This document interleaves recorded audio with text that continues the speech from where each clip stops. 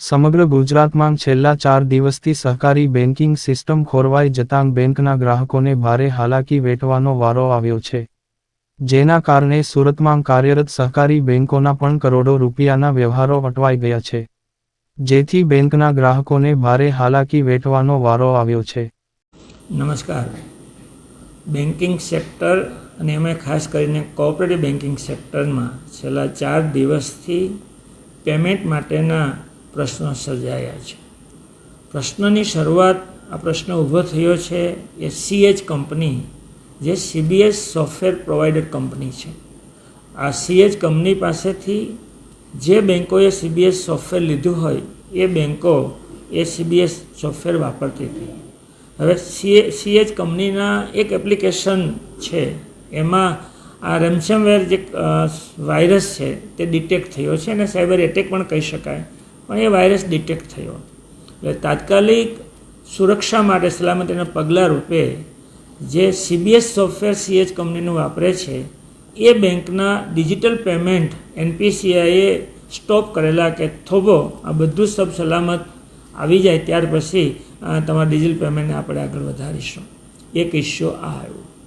ખરેખર ગુજરાતની 21 બેંક અને ભારતની લગભગ 350 જેટલી બેંક આ CH કંપનીના સોફ્ટવેર યુઝ કરે છે, એ બધાને ઇફેક્ટ આવ્યો.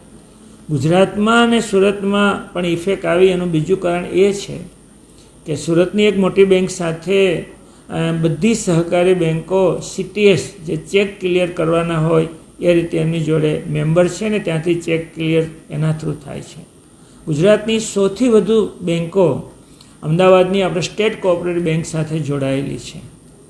પરિણામે આ બેંકોના ચેક ક્લિયર થવા જોઈએ, ખાતેદારોના, એકાઉન્ટ હોલ્ડરના, એ ક્લિયર નથી થતા અને એ બીજી બેંકમાં ભરે છે તો ત્યાંથી પણ ક્લિયર થઈને આ બેંકમાં જમા થવા નથી આવતા. આ ઇસ્યુ શરૂ થયો છે. આ CH કંપનીના CBS સોફ્ટવેરમાં રવિવારે સાંજે 7 કલાકે આ વાયરસ ડિટેક્ટ થયો.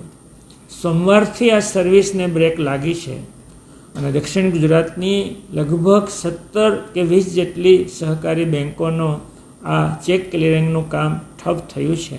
આ 4 દિવસના અંદાજે 1000થી 1200 કરોડનું ક્લિયરિંગ ચેકનું અત્યારે સ્ટોપ છે.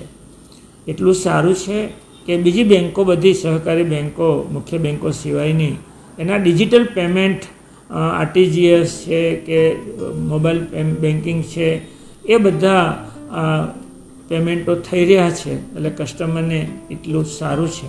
પણ ચેકથી ક્લિયર કરવું હોય, બેલેન્સ લેવાનું હોય કે બેલેન્સ મોકલવાનું હોય તો હાલ પૂરતું આ ગ્રાહકો મુશ્કેલી અનુભવી રહ્યા છે.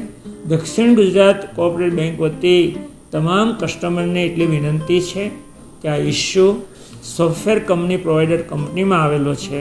સહકારી બેંકોને આ એની સિસ્ટમ છે એ અટાણે હેંગ થયેલી છે. તો મિત્રો સહકાર આપજો અને થોડા જ દિવસોમાં, એકાદ દિવસમાં આ બધું સોલ્વ થશે અને ફરી રાબેતા મુજબ સર્વિસ બેંકોની મળતી થઈ જશે. હજી ક્લેરિફિકેશન NPCIમાંથી કે જ્યાં આવ્યું છે કંપની તરફથી કોઈ જગ્યાએ કોમ્યુનિકેશન નથી થયું. માત્ર આ વાયરસ ડિટેક્ટ થયો છે એવું કોમ્યુનિકેશન અમારા સુધી થયેલું છે. એટલે ખરેખર નુકસાન થયું છે કે નથી થયું આપણને હજુ ખ્યાલ નથી.